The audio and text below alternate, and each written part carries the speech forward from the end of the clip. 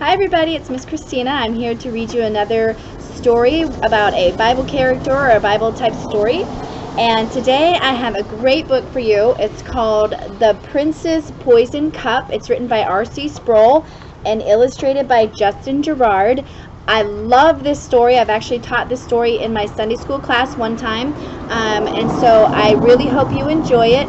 And all the characters in this book represent somebody from Scripture. So I want you to see if you can figure out who they are, okay? Let's get started.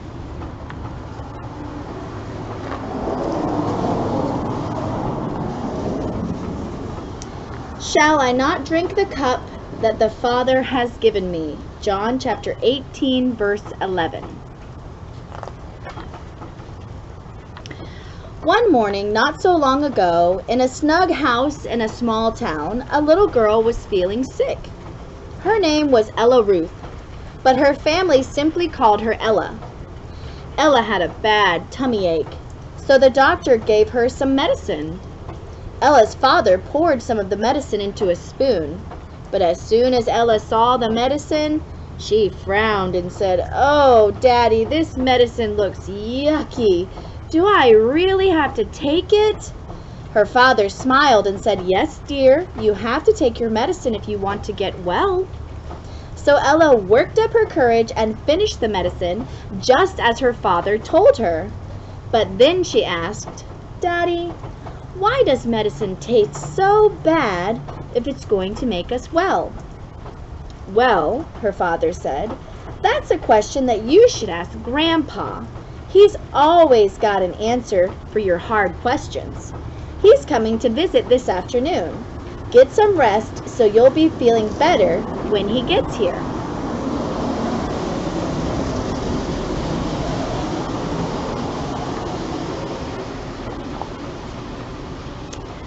Ella took a nap and woke up when Grandpa arrived. He hugged Ella and asked her how she was feeling, and Ella told him she was feeling better. Then she looked up at him and said, "Grandpa, may I ask you a question?" Grandpa nodded and replied, "Of course, my dear." "Grandpa, why does medicine taste so yucky if it's going to make me well?" Grandpa looked thoughtful. "That's a very good question, Ella," he said. "Some things that look or taste or smell wonderful are really awful. But sometimes things that seem terrible are actually very good. I even remember a story in which both of these strange things were true. Would you like to hear it?" "Oh, yes," Ella said. She loved the stories that Grandpa told to explain things. So Grandpa sat down and Ella snuggled up close beside him, and Grandpa began by saying,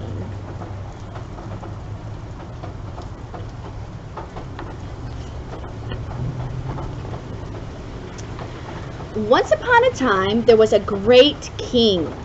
He was called the King of Life because he had the power to make anything, even living things like plants and animals and people. The king made a beautiful park filled with trees and streams and lakes and meadows. Each day, the king came to the park and visited his subjects, the people that he had made. They were very happy as they walked together in the beauty of the park. In the center of the park, the king placed a fountain. Up from the fountain bubbled beautiful water that looked cool and sweet. But the king told his people, You may drink from all the streams in the park, but you may not drink from the fountain. The water in the fountain will harm you. Do not drink it."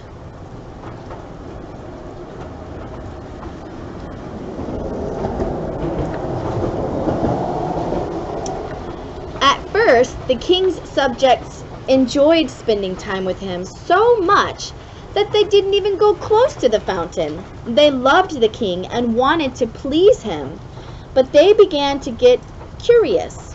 They wondered why he didn't want them to drink the water of the fountain, which looked so pure and refreshing. One day, a stranger in a long black cloak appeared in the park. The people didn't know it, but the stranger was the king's arch enemy. He told the people that the water in the fountain wasn't bad at all. He said that if they tried it, the water would be wonderful things for them. It would make them as great as the king himself. By now, the people were very curious about the water. It didn't seem fair that the king wouldn't let them drink from the fountain, so they decided to try it. The stranger filled a cup with the water from the fountain and gave it to the people, and they drank it.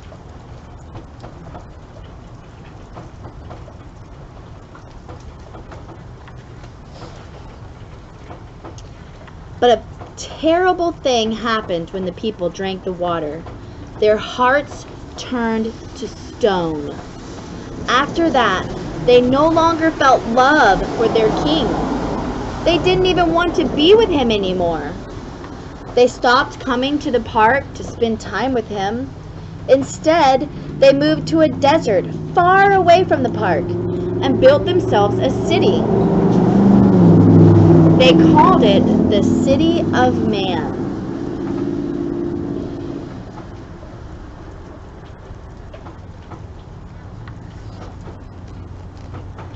The King of Life was angry that the people had disobeyed him. He knew that because of the people's terrible violation of his command, that he would be justified in destroying their city. But the king still loved his people, and he felt sorry for them in their pain. The king was very wise and had known that the people would drink from the fountain, and he already had a plan to help them. He went to his son, who was the prince of the kingdom, and said to him, "I want you to help heal our subjects." At that point in the story, Ella stopped Grandpa and asked, "What did the king want the prince to do?" "It was an awful task," Grandpa said. The king gave the prince a golden cup and told him to go to the City of Man. There, in the central plaza of the city, the prince would find another fountain. But this fountain was not filled with sweet-looking water. It was filled with terrible poison. The poison was made up of the king's anger over the people's disobedience. One drop of the poison would kill a strong man. But the king told the prince to use the golden cup to drink a whole cupful of the poison in the fountain. He said if the prince would do that, his subjects would be healed and would come back to the park. The prince loved his father and his people, and even though the mission sounded very hard, he was determined to fulfill it. So he started on a journey to the City of Man. Several of his friends went with him.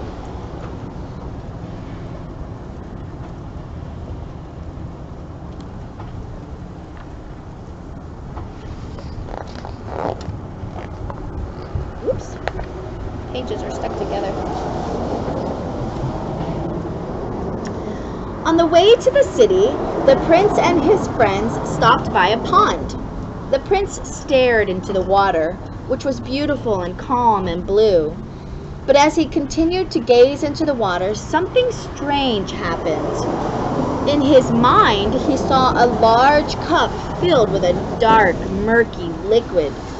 He knew it was the cup of poison that his father had commanded him to drink. The prince closed his eyes and shook his head to get the picture of that awful cup out of his mind. For a moment, he thought about turning back, but he remembered the king's order. He had to go to the City of Man. He knew that was where the poison was. When the prince and his friends arrived in the city, they saw that it was a terrible place. The streets were dark and filled with mud and trash, and many of the homes were broken down, and the people were unfriendly and suspicious. Someone recognized the prince as the son of the King of Life. Because they no longer loved the king, the people began to treat the prince quite badly. They shouted curses at him and spat on him and taunted him. Some even tossed rocks at him or slapped him as he passed.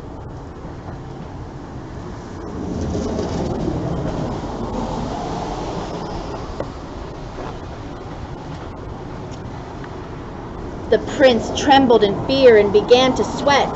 He loved his father, but he couldn't help wondering if there was another way for the people to be healed. He wondered if he really had to drink the poison. He thought about the golden cup that he was carrying and said to himself, "I wish that I didn't have to drink this cup." As the prince struggled with his fear, he remembered the words of his father. "You must drink the cup. It's the only way to heal our people." More than anything else, the prince wanted to please the king. So right then and there, he decided that he would not turn back, but would drink the poison just as his father had asked, no matter what pain and suffering it might cost him. The prince's friends also became very frightened, as the angry mob of people around them grew. And one by one, they all ran away. Soon the prince was all alone in the midst of the angry people, but he kept looking for the fountain that was full of poison.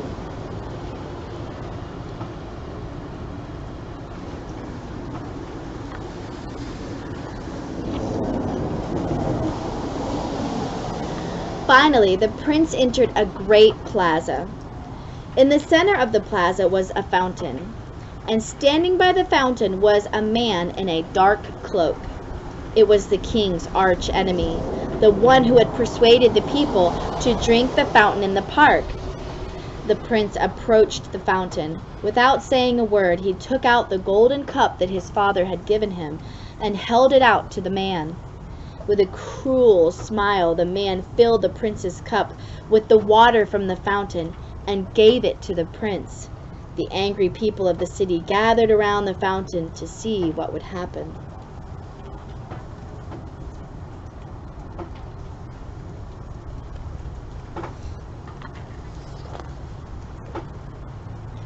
The prince looked at the poison that filled his cup. It was dark and murky and smelly. He was horrified and disgusted by it. He knew that it would kill him, but as he looked around at the faces of the angry people, he remembered that their stony hearts would be healed if he drank it. He put his lips to the edge of the cup and began to drink. The poison tasted bitter. He wanted to spit it out, but he had promised his father that he would drink it all. The poison burned his throat, but he continued to swallow. He finished it all right down to the last sip. When the poison was all gone, the prince bowed his head, closed his eyes, and died. He fell to the pavement beside the fountain. As he fell, the man in the dark cloak laughed with glee, for he thought he had killed the king's son, and all the people gave a shout of triumph.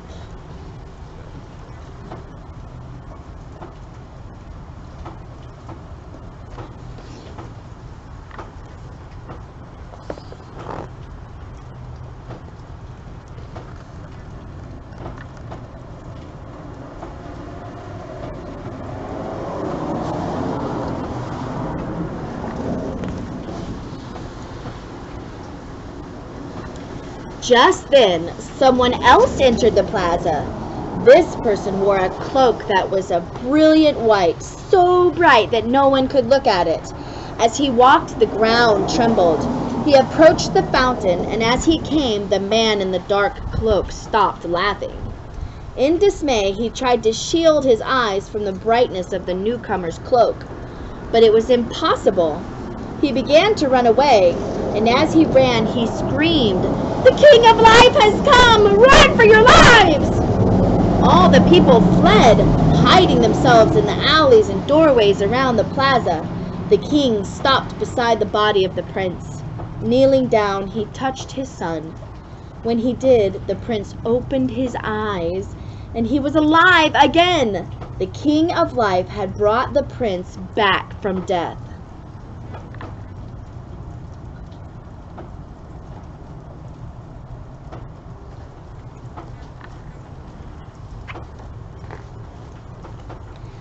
At that moment, the liquid bubbling up out of the fountain changed.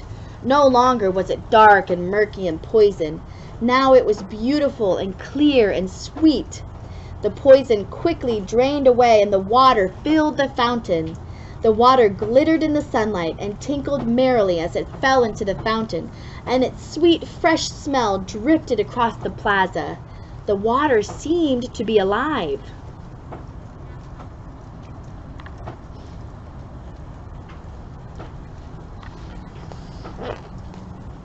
The prince stood up and found the golden cup.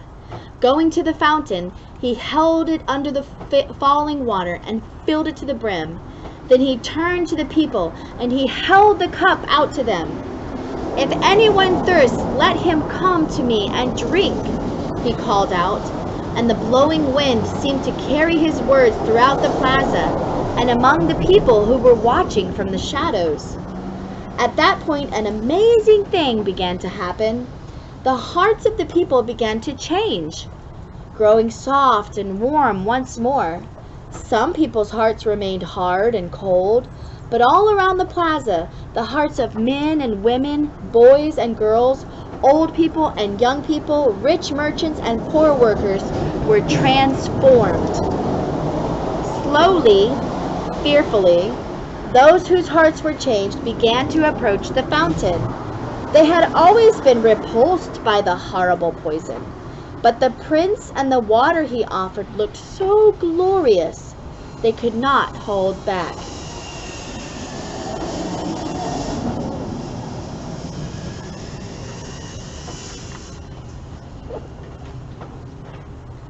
Finally, one little boy approached the prince and timidly took the cup. Then he took a small sip and swallowed the water. The people watched anxiously, but nothing terrible happened. Instead, the boy simply looked up at the king and the prince with love and gratitude. He had been taught to hate them, but now that hate was gone. Seeing that nothing bad had happened to the boy after he drank from the cup, many other people quickly followed his example. They no longer wanted to run and hide from the king. Instead, they came to drink from the golden cup. And all those who drank praised the king and the prince for healing them. They saw that the terrible poison the prince had drunk was wonderful medicine for them. Although it tasted awful to the prince and had caused him to die, it had healed their stony hearts. After that, the people joyfully began to visit the park once more, where they took great delight in walking with the king and the prince who had restored them to life again. Grandpa leaned over to Ella and said, "Ella, I want you to remember that we get sick because of our sinfulness. That's why the medicine that makes our bodies well usually looks and tastes bad. But the prince had to drink something far more terrible so that his people might be healed from the results of their disobedience. Each time you have to take a bitter medicine, I want you to remember the story of the prince's poison cup." "I will, Grandpa," Ella promised. "And do you know what? I know another prince who died for his people." "Do you?" Grandpa said with a twinkle in his eye.